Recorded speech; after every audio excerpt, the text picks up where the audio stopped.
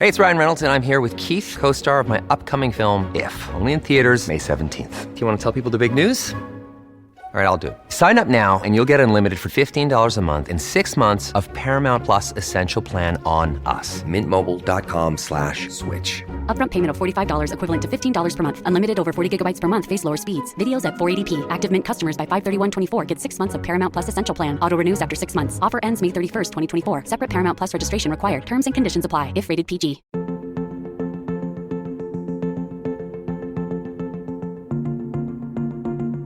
For Alif Yamangil, food has always been a central part of her life.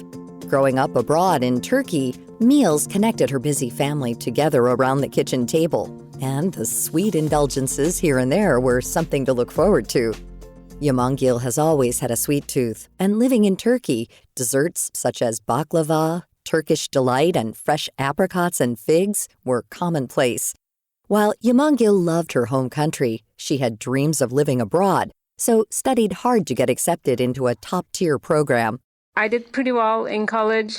I got into a PhD program at Harvard, and it came with a scholarship. So my family didn't have the means to send me to Harvard, but that way I just kind of made it out of Turkey and ended up in this amazing Cambridge, Massachusetts environment. Yamangil spent 7 years in Cambridge doing research and publishing papers, and earned her PhD in computer science. Looking back, she remembers how being so busy at school sometimes led her to not always making the best food choices. She'd often choose convenience over her health.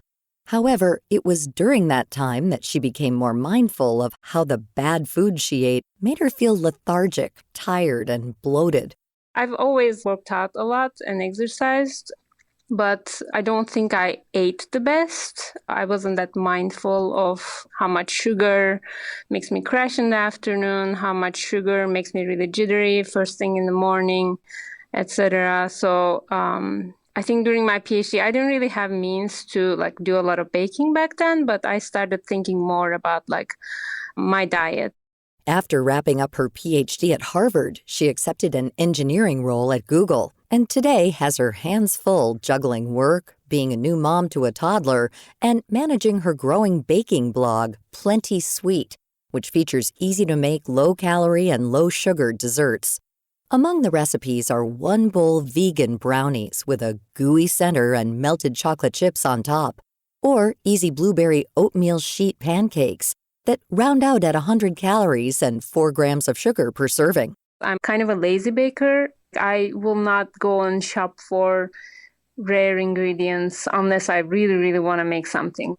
It kind of annoys me a little bit when I see really tasty looking brownies, but then there's a sheet of 20 ingredients and things you have to measure really precisely, like half a teaspoon of this or tablespoon and a half of that. I just want people to have basic 1/4 cup measurement and just dump 3, 4, 5 things into a bowl, mix it, bake it. It tastes great. All of her handcrafted recipes are under 200 calories per serving and are low in sugar, often using fruits instead of loads of added sugar to sweeten the treat. Yamangil also switches out traditional fillers for healthier alternatives like whole wheat flour, nut butters, applesauce, plain Greek yogurt, or sweet potatoes to add in more protein and fiber, keeping you fuller for longer. We basically have a really balanced snack, like a snack that doesn't necessarily have to give us a huge insulin spike and a crash. So you can eat a cookie with your breakfast yogurt or milk and not necessarily feel really terrible at 10:30, 11 a.m. because it has all this good nutrition from the fruit and the vegetable and not so much added sugar and some fiber, some protein, some healthy fats to keep us satiated.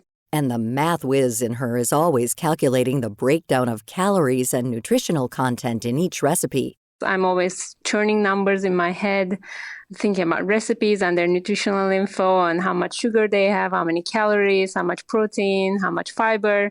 Yamangil isn't the only cook to take on this quest to redefine recipes and cut sugar. Jennifer Tyler Lee is an acclaimed cookbook author and recently co-authored the cookbook, Half the Sugar, All the Love. She says that, on average, Americans are consuming 3 times more sugar than the recommended daily limit. Common grocery items such as bread, yogurt, breakfast bars, and granola are all sneaky places where sugar can hide. Even if you check nutrition labels, it can still be confusing to understand the ingredient breakdown, especially when companies switch out granulated sugar for sugar substitutes like stevia. Stevia is 200 to 400 times sweeter than sugar. And when you consume it, it tells the sweet center in your brain that sugar is coming. But when your blood glucose level doesn't go up with it, your body gets confused, and you may end up craving more sugar as a result of it. So really, this takes us back to the answer is fiber-rich fruits and vegetables are the keys to sweetening with less added sugar. And what about more natural sources like honey or syrup, which is perceived to be healthier? Honey, maple syrup, date syrup, molasses, agave, all of those are added sugars, just like granulated sugar.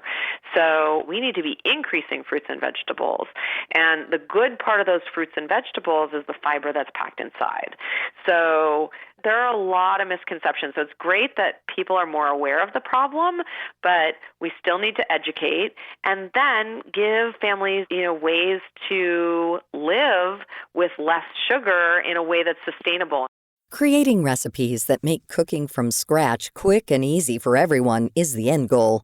Lee says that it doesn't have to be a complete lifestyle change, but it can start with something as simple as switching out your store-bought dressing for homemade.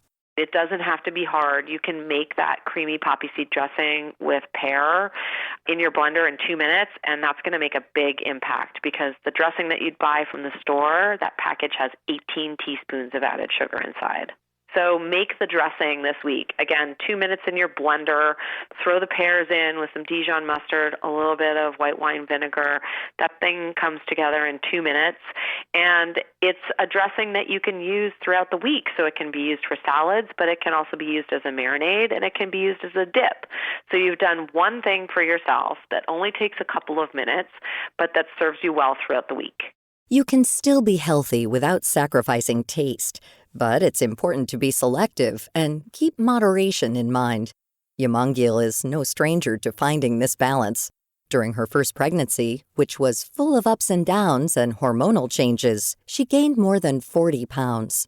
Toward the end, I was not immobilized, but just feeling pretty bad. And after delivery, it was kind of liberating because I didn't have to support another human in my body, and I could go back to, I wasn't pregnant anymore. I didn't have the pregnant hormonal makeup anymore, so I could go back to my previous healthy eating, previous exercise routine to shed this weight that I had put on. And I think we put a lot of pressure on people, women, to be a certain way, but I think sameness is very overrated. Like, we're all very different. And at the end of the day, you just want a happy and healthy mom, happy, healthy child. And there are very different ways to get to the same goal. As a new mom who was also trying to get back to her normal exercise routine and diet, Yamangil became frustrated with the lack of healthy dessert options out there.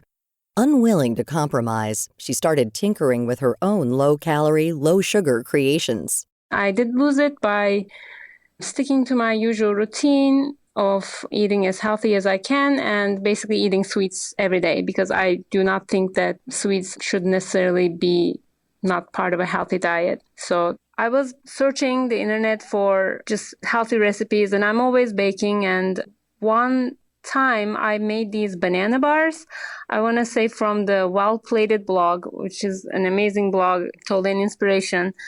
And I made them, and they were really healthy. They're mostly sweetened with bananas and use healthy flours, healthy oil. So I put cocoa powder in there, and they came out these wonderful brownies, moist, fudgy, just slightly cakey, but not too cakey. Like, you wouldn't call them chocolate cake. They are brownies. And the cocoa powder overrides the banana taste. In my opinion, some people said that they taste a little bit banana-ish. So I made these and I posted them on Reddit, and they went viral. So many people made them. One person even took this recipe on Reddit and made, I want to say 9 or 10 versions of it. From this positive experience on Reddit, she decided to build on her hobby, and that's how her blog was born. So my friends and family started encouraging me, saying, oh, you need to start a little something, you need to claim these recipes. And then I started considering taking better photos and compiling my recipes. Today, as a full-time working mom, she's a pro at creating variations of current items to make them gluten-free or vegan, and also inventing fun new recipes. Each Sunday, she dedicates the afternoon to mixing up healthy snacks for her family in under an hour that last throughout the week. My Sundays are taken by meal prep. I need to make lunch boxes. I need to make sure we have breakfast and lunch and dinner for the week. And if I'm going to meal prep some cookies or muffins or something like that on Sunday, I just want it to come together in like one bowl, 30 minutes, including baking time, and then I'm done and lunchbox snacks are ready. Whether you're looking for healthier options for your family, looking to shed some winter weight, or just hoping to avoid the afternoon sugar crash, everyone has a different starting point when it comes to changing habits. Cutting sugar doesn't have to mean big restrictive cuts and pushing your sweet tooth into exile. You just have to be more mindful of what you're putting in your body. I love sweets. I think a diet doesn't necessarily just serve your body. It should also kind of serve your mind. And if I can't have a little something to look forward to during my days, it's just kind of not almost worth being fit for. And the great thing is, like, we don't really have to choose. We don't have to be like, oh, I'm either going to be really fit or I'm going to have desserts and not be fit.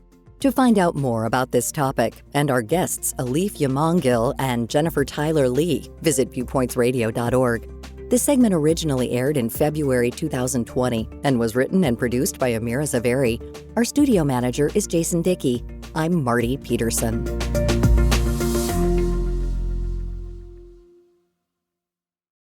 McDonald's presents Burger Reviews by Hamburglar. Today's review, the hotter, juicier classic burgers. Mr. Hamburglar, robble.